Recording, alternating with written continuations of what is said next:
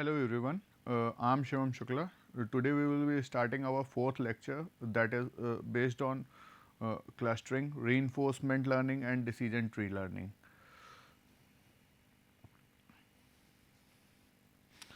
So beginning with clustering. Clustering is a part of unsupervised learning. Basically here we group uh, objects of similar types under one roof. So, looking at the definition of clustering, the method of identifying similar groups of data in a data set is called clustering. हम क्या इसमें करते हैं, similar groups जो data का होता है उसको हम अंडर वन रूफ कर देते हैं, मतलब एक ग्रुप में कर देते हैं और उस प्रोसेस को हम लोग क्लस्टरिंग कहते हैं। और क्लस्टरिंग हमारा एम करता है अगर हम बात करते हैं segregating groups with similar traits, ऐसी चीज़ें जिनकी सिमिलर प्रॉपर्टीज़ होती हैं। फॉर एग्जांपल हमारे यहाँ जो जैसे कॉलेज में suppose our teacher asks us to कि make a line of boys and make a line of girls. तो अगर हम एक लाइन कहते हैं गर्ल्स की बनेगी, एक लाइन बॉयज़ की बनेगी, तो हमने क्या किया, एक सिमिलर ट्रेट की ऑफ़र किया कि हाँ ये गर्ल्स हैं सारी और ये बॉयज़ हैं सारे, तो इस तरह की हमने एक लाइन बना दी या एक ग्रुप कर दिया कि या इस कमरे में लड़कियां जाएंगी, इस वाले में लड़के जाएंगे। तो हमने क्या किया, एक क्लस्टर बना दिया विद बॉयज़ एंड गर्ल्स। तो this is the process of clustering in simple words. अब यहाँ पे हम देख भी पा रहे हैं, इस में हम क्या कर रहे हैं कि रॉ डेटा हमारे पास कई सारे फ्रूट्स हैं जिसमें एप्पल है, पीच है, स्ट्रॉबेरी है।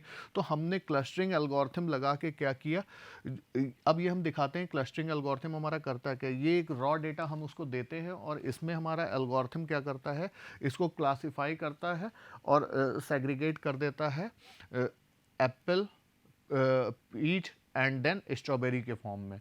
ये हमारा आउटपुट है, या हम देख पा रहे हैं कि ये सेग्रीगेटेड है। और इन सब, अब इनमें से हम देख लेते हैं कि भैया ये जो सारे एप्पल्स हैं ये विद सिमिलर ट्रेट्स हैं। अब एप्पल की प्रॉपर्टीज़ एप्पल से तो मिलेंगी मिलेंगी ना।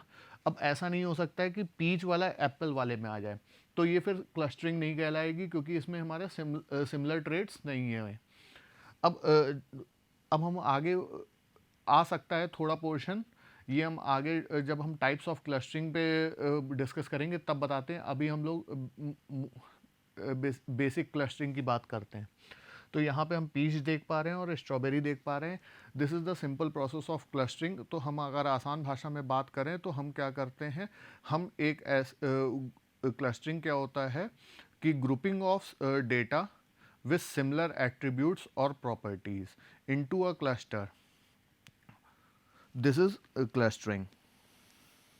फिर हमारी टाइप्स ऑफ क्लस्टरिंग पे आते हैं। टाइप्स ऑफ क्लस्टरिंग में हमारी क्लस्टरिंग दो टाइप्स की होती है। First is hard clustering, then second is soft clustering. First one is hard clustering and the second one is soft clustering. Hard clustering की बात जब करते हैं तो भाई इसमें हमारा या फिर क्लस्टर को बिलोंग करेगा या फिर क्लस्टर को नहीं बिलोंग करेगा। इसमें हार्ड वर्ड ही डिपिक्ट कर रहा है कि इसमें हमारा मिड लेवल का ऑप्शन नहीं होता है। इसमें हम क्या करते हैं, एक क्लस्टर के अंदर या फिर वो आइटम आएगा, डेटा आइटम, या फिर नहीं आएगा।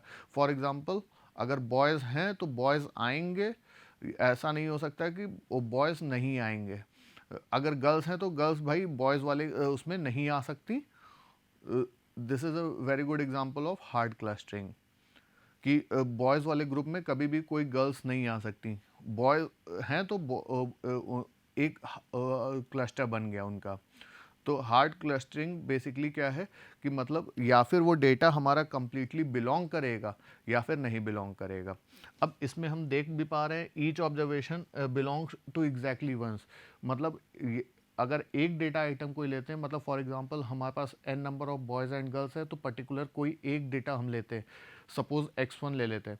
तो अब वो या फिर लड़की होगा या फिर लड़का होगा, तो फिर हम उसे एक ग्रुप में क्लासीफायर करेंगे, या फिर इसमें इस क्लस्टर में डालेंगे या फिर इस क्लस्टर में डालेंगे।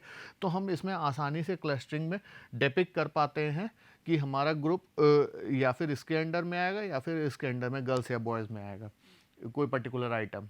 This is an example of hard clustering. अब याद होगा आपको, हमने एक जब हम पहला लेक्चर अनसुपरवाइज लर्निंग के बारे में दे रहे थे, तो वहाँ पे हमने बैट्समैन एंड बॉलर्स का एक एग्जांपल दिया था। हमें पास डेटा था कि कुछ जैसे वीरेंद्र सहवाग 100 रन बनाते हैं, विराट कोहली 116 बनाते हैं और बुमराह विकेट्स लेते हैं। तो हम जब ग्राफ प्लॉट करते थे wickets on x axis and इस तरह का कुछ ग्राफ रहता था। इस पे हम विकेट्स रखते थे और इस पे रन्स लिए थे। अब यहाँ पे हमने ये विकेट्स वाले प्लेयर्स डाल दिए और यहाँ पे रन्स जो हाई होंगे जिन्होंने रन्स बनाए, तो हमें ऑटोमेटिकली पता चल रहा था कि भाई ये जो क्लस्टर है ये हमारा बैट्समैन का है और ये वाला जो क्लस्टर है हमारा बॉलर का है। तो ये चीज जो थी ये हमारा हार्ड क्लस्टरिंग का पार्ट है। फिर इसके बाद बात करते हैं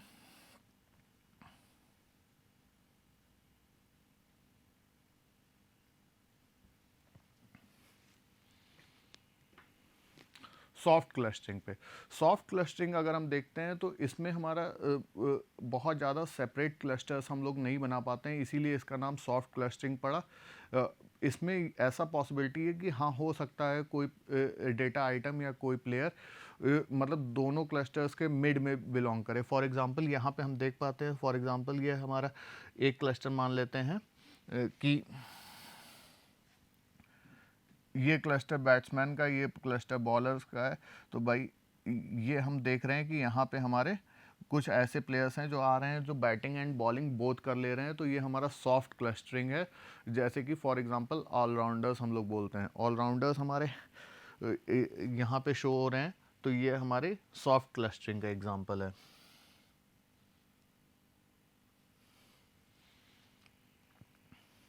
फिर इसके बाद हो सक क्लस्टरिंग एक बार रिवाइज कर लेते हैं। क्लस्टरिंग बेसिकली क्या है कि हम अपने डेटा आइटम्स को ग्रुप करते हैं अंडर वन रूफ, जिनकी सिमिलर प्रॉपर्टीज़ होती है उनको हम एक क्लस्टर के अंदर में डाल देते हैं। फॉर एग्जांपल हमने इसमें एक एग्जांपल भी दिया बैट्समैन एंड बॉलर का भी और फिर बॉयज़ एंड गर्ल्स का भी।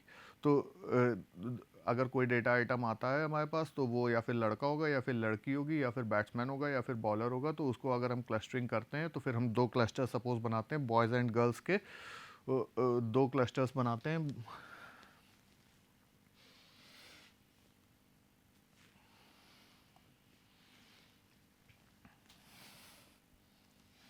दो क्लस्टर्स बनाते हैं तो यहाँ पे हमारा या फिर इसमें बॉयज़ आएंगे और अगर गर्ल्स होंगी तो वो कंफर्म है हमारी इसी दूसरे क्लस्टर में जाएंगी। तो ये जो चीज़ है इस प्रोसेस को हम लोग क्लस्टरिंग कहते हैं। फिर हम लोगों ने दो टॉपिक्स और देखे, इनके सब types, hard clustering and soft clustering.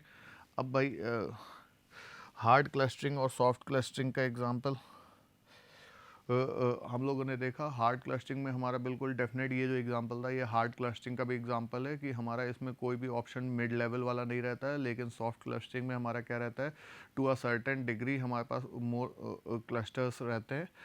इसमें हमारा मतलब डेटा मिड में भी इन्वॉल्व हो सकता है। हम पढ़ भी लेते हैं in soft clustering instead of putting each data point into a separate cluster a probability और likelihood of that data points to be. फिर इसको सिंपल भाषा में देखते हैं, an observation can belong to more than one cluster to a certain degree. अब यहाँ पे भाई यहाँ पे देख रहे हैं कि ये हमारे जो पॉइंट्स हैं ये वाले पॉइंट्स हैं, तो सॉरी ये पॉइंट्स हमारे बैट्समैन को भी बिलोंग कर रहे हैं और बॉलर को भी बिलोंग कर रहे हैं।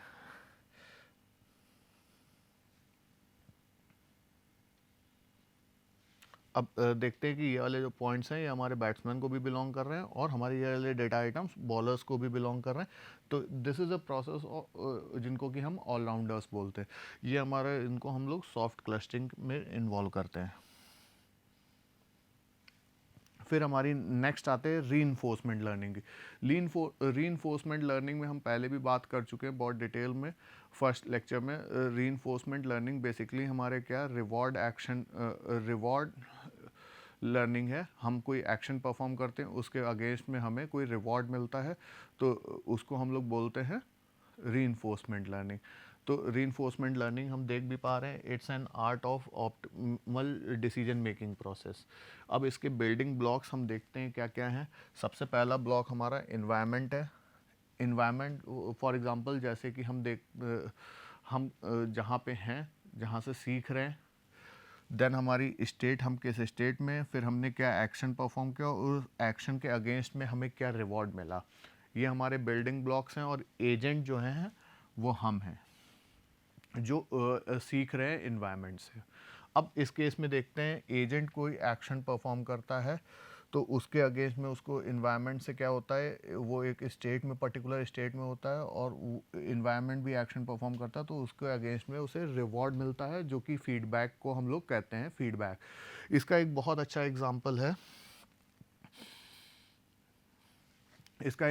एग्जांपल है, इन्वायरमेंट हम लोग लेते हैं ऑटोनॉमस व्हीकल का। ऑटोनॉमस व्हीकल जो व्हीकल अपने स्वतः चले, मतलब खुद से चले, उसमें कोई भी हमें ड्राइवर की ज़रूरत नहीं है, तो हमारे इन्वायरमेंट की हम बात करते हैं।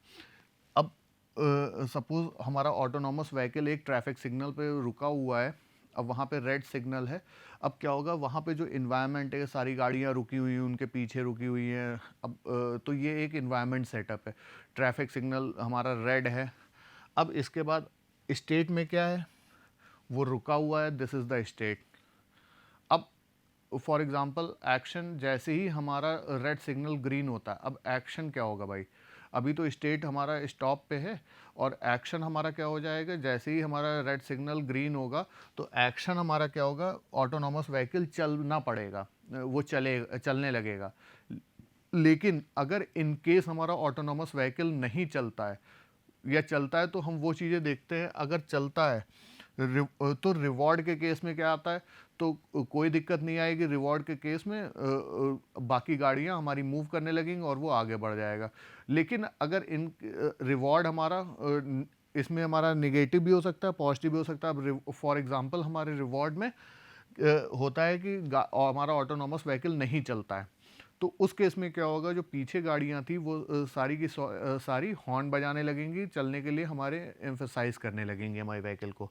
तो दिस इज ये बिल्कुल सिमिलर एग्जांपल है environment, state and action and reward show करते हुए, जो हमारे बिल्डिंग ब्लॉक्स हैं रीइंफोर्समेंट लर्निंग के। तो अब इसके आगे बढ़ते हैं।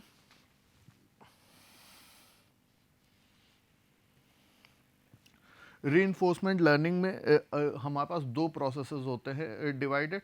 अब इसमें पहला प्रोसेस हमारा एपिसोइडल प्रोसेस है। एपिसोइडल प्रोसेस बिल्कुल नाम जैसे आ रहा है एपिसोड्स में, इसमें हमारा सीक्वेंस होता है। जैसे कि वेब सीरीज़ में एपिसोड 1 2 3 4 5 बिल्कुल सेम एज इट इज़ हमारा इसमें होता है। अब इसमें हमारा देखिए आप रिवॉर्ड देख पा रहे होंगे, R इजकल टू 1/T। अब सिग्मा की लिमिट हमारा क्या है, 1 से लेकर T तक है और RT हमारा रिवॉर्ड फंक्शन है। अब जो T हमारा है ये हमारा टाइम को बता रहा है, sequence of actions from start to terminal state. अब इसमें क्या होगा, जितने हमारे एपिसोड जैसे फॉर एग्जांपल जो सीक्वेंसेस होंगे एक्शंस के, उनके बिहाफ पे हमारा एपिसोइडल प्रोसेस चलता है रीइंफोर्समेंट लर्निंग का। अब फिर सेकंड जो आता है हमारा कॉन्टिन्यूअस प्रोसेस होता है।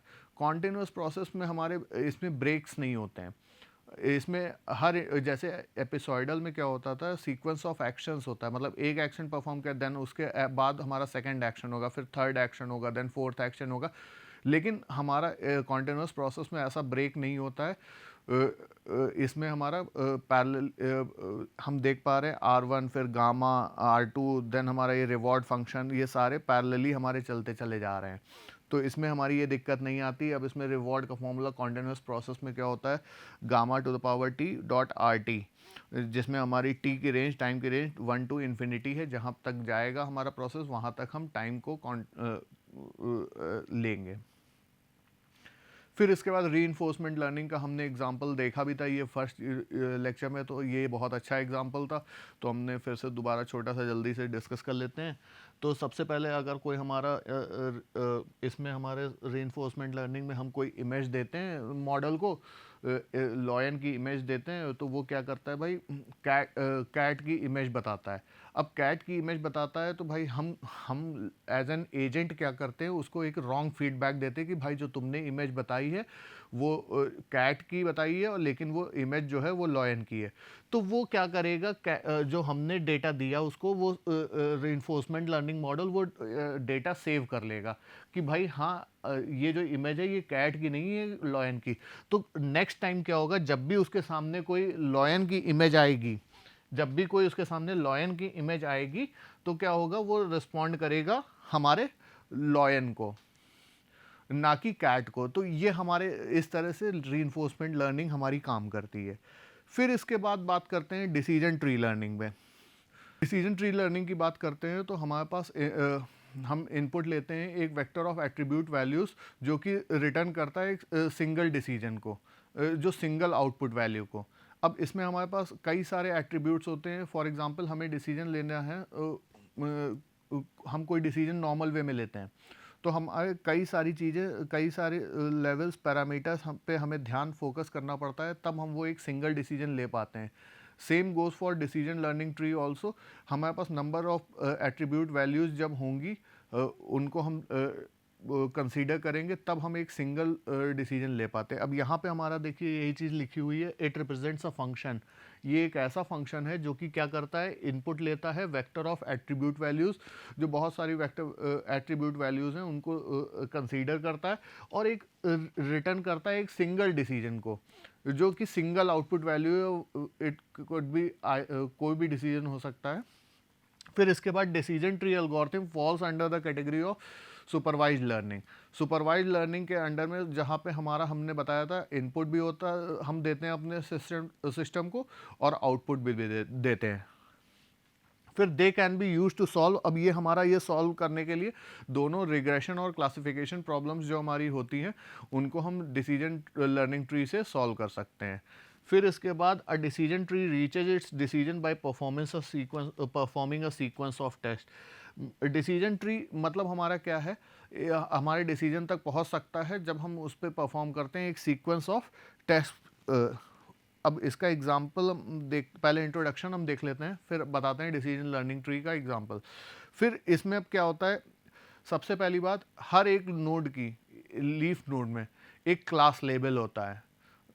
हर each leaf node has a class label. अब इसमें हर एक लीफ नोड को हम एक क्लास लेबल देते हैं। फिर इसके बाद कैसे हम डिसीजन ट्री बनाते हैं। डिसीजन ट्री बनाने के लिए हमारे पास जो एल्गोरिथम है उसको हम लोग बोलते हैं रिकर्सिव पार्टीशनिंग। रिकर्सिव पार्टीशनिंग, अब रिकर्सिव पार्टीशनिंग ये तो प्रोसेस चलता रहेगा और टूटता रहेगा। कोई बड़ा टास्क है तो उसको हम तोड़ते रहेंगे डिसीजंस। अब हमें रुकना कहाँ पे है, व्हेन टू स्टॉप। तो हमारे पास दो पैरामीटर्स है जहाँ पे हमें रुकना है, जिनको कंसीडर करते हैं रुकने के लिए। तो हमारे पास कंडीशन, पहली कंडीशन क्या है, minimum number of training instances. तो मतलब उतने ट्रेनिंग इंस्टेंसेस हमारे होने चाहिए तभी हम रुकेंगे। फिर सेकंड हमारी कंडीशन क्या है, depth, longest part between root node to leaf node. तो हमारी पर्टिकुलर कोई डेप्थ उस जो हमारी रिक्वेस्ट है डेप्थ की, वो फुलफिल हो जाती है तो हम रुक जाएंगे। तो ये रिकर्सिव पार्टीशनिंग एल्गोरिथम हमारा डिसीजन ट्री लर्निंग ट्री बनाने में बहुत हेल्पफुल होता है, और क्योंकि हमारे पास कंडीशंस हैं कि जब कब हमें रुकना है। फिर नेक्स्ट हम देखते हैं, ये एक स्ट्रक्चर है हमारे ट्री का, डिसीजन ट्री का।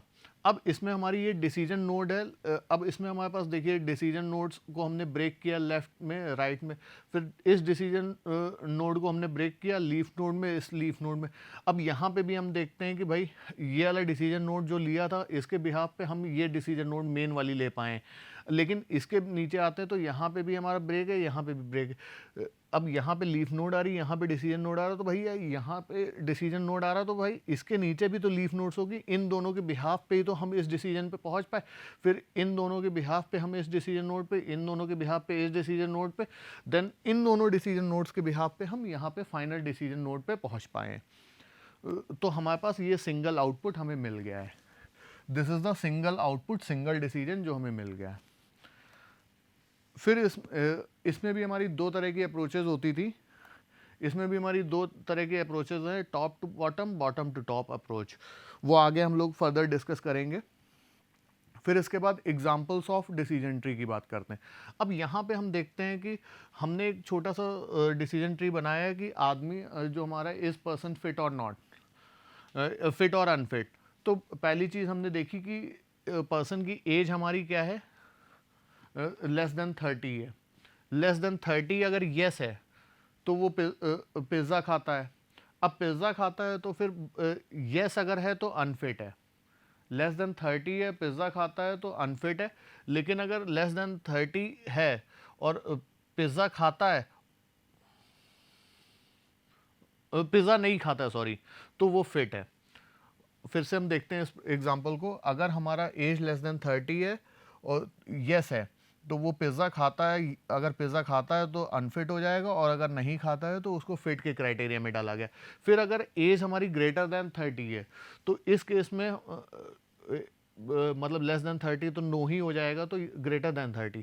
तो अगर एक्सरसाइज करता है तो उसको हमने फिट कैटेगरी में डाला है, और अगर एक्सरसाइज नहीं करता है तो अनफिट कैटेगरी में डाला है। इस तरह से हम पहचानते हैं कि पर्सन हमारा फिट है कि अनफिट है। ये बहुत एक सिंपल एग्जांपल है डिसीजन ट्री का, जहाँ पे हम डिसीजन ले पाते हैं कि हमारा पर्सन जो है वो फिट है हमारा कि अनफिट है।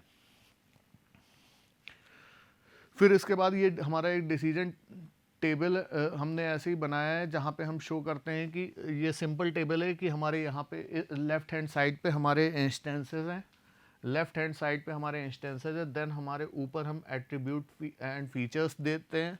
देन हमारे यहाँ पे राइट हैंड साइड पे हम क्लासेस बताते हैं। This is just a simple example of decision learning table. अब हमारे पास टाइप्स ऑफ डिसीजन ट्री कितने होते हैं? टाइप्स ऑफ डिसीजन ट्री हमारे पास दो तरह के हैं। पहला है binary tree, binary decision learning tree, जिसको कि हम लोग जो इनपुट लेता है एट्रीब्यूट एंड वैल्यूज़। और सेकंड हमारा होता है बुशी ट्री, जो कि सिर्फ हमारा इनपुट लेता है एट्रीब्यूट्स। अब नोट करने की बात इसमें देखते हैं, the binary tree splits on basis of attributes and values, whereas basis bushy tree splits only on basis of attributes. मतलब इसमें हमें बाइनरी ट्री में ब्रेक करने के लिए, स्प्लिट करने के लिए एट्रीब्यूट के साथ साथ, मतलब प्रॉपर्टी के साथ साथ हमें वैल्यू की ज़रूरत पड़ेगी। लेकिन बुशी ट्री जो होता है वो सिर्फ हमारा एट्रीब्यूट्स मतलब प्रॉपर्टीज़ या फीचर्स के बेस पे स्प्लिट हो जाता है। फिर अब बात करते हैं advantages of decision tree. Advantages की बात करते हैं तो it can be used in classification and regression problems. फिर इसके बाद it works for both categorical and numerical data as well. फिर जो हमने classification and regression problem discuss की थी कि हम लोग आगे डिसीजन ट्री लर्निंग में ये एडवांटेजेस होते हैं, ये हम लोग डिटेल में देखेंगे कैसे हम लोग क्लासिफिकेशन एंड रिग्रेशन प्रॉब्लम्स को सॉल्व आउट करते हैं using decision tree learning. Then हमारे पास it works for both categorical and numerical data, मतलब ये हर तरह की इनपुट्स के लिए काम करता है। फिर इसके बाद therefore also called as CART. अब कार्ट क्या होता है भाई? Classification and regression trees. इसीलिए इसको हम लोग क्या बोलते हैं, कार्ट का नाम दिया गया है, जिसका फुल फॉर्म होता है क्लासिफिकेशन एंड रिग्रेशन ट्रीज। फिर अगर हम बात करते हैं डिसएडवांटेजेस की, डिसएडवांटेजेस में हमारे दो डिसएडवांटेजेस मेनली हैं। वेरिएंस, जिसको कि हम लोग इनकंसिस्टेंसीज भी बोलते हैं। अब आउटपुट इसमें क्या होता है, वेरिएंस में इनकंसिस्टेंसी का मतलब क्या है कि जो हम चाहते हैं वो हमें जो आउटपुट मिल रहा है उसमें कंसिस्टेंसी नहीं है। जो हमारा डिज़ायर्ड आउटपुट है या जो एक्चुअल आउटपुट है वो डिज़ायर्ड आउटपुट से हमारे डिफ़र करता है। इसके लिए हम लोग बैगिंग टेक्निक का इस्तेमाल करते हैं। अब इससे हमारा क्या होता है, वेरिएंस पूरी तरह से तो ख़त्म नहीं होती बैगिंग टेक्निक से, लेकिन हम वेरिएंस को काफ़ी हद तक रिड्यूस कर सकते हैं। तो यहाँ पे मैंने डिसएडवांटेज के साथ साथ सॉल्यूशन भी दे दिया कि हम अपनी प्रॉब्लम्स को कैसे उसको न्यूट्रलाइज कर सकते हैं। तो वेरिएंस हमारी इनकंसिस्टेंसीज होती हैं कि मतलब हमारा जो आउटपुट ट्री होगा वो बिल्कुल डिफ़र करता है जैसे कि हम लोगों ने एक्सपेक्ट किया था। फॉर एग्जांपल हमने सोचा किसी चीज़ के बारे में डिसीजन लेने के लिए, लेकिन आउटपुट ट्री हमारा वो टोटली डिफ़र कर रहा है। तो हम उसमें कैसे कर सकते हैं, बैगिंग टेक्निक का इस्तेमाल करके हम वेरिएंस को रिड्यूस कर सकते हैं, ना कि हम ख़त्म कर सकते हैं बिल्कुल। फिर बायस की बात करते हैं। बायस में हमारा क्या होता है, बायस जैसे हम लोग नॉर्मल इंग्लिश टर्मिनोलॉजी में समझते हैं कि किसी की तरफ, एक की तरफ झुकाव होना, हम बायस्ड है। तो मतलब किसी एक की तरफ झुकाव होना, तो मतलब इसमें हमारा लर्निंग ट्री भी जो होता है वो हमारा लेफ्ट सब ट्री या राइट सब ट्री किसी एक की तरफ झुकाव उसमें हो जाता है। और राइट वाला अगर लेफ्ट की तरफ झुकाव हो गया तो राइट वाला हमारा बहुत धीमे बढ़ता है या फिर वो कांस्टेंट हो जाता है, तो फिर हमारा डिसीजन लेने में हमें इश्यूज आते हैं। तो फिर ये हम रिमूव कर सकते हैं बूस्टिंग टेक्निक से। ये भी हमारा बायस फीचर को रिड्यूस करती है। Thank you. That's all. Hope you have a good time and understood clustering, reinforcement learning, and decision learning tree. Thank you.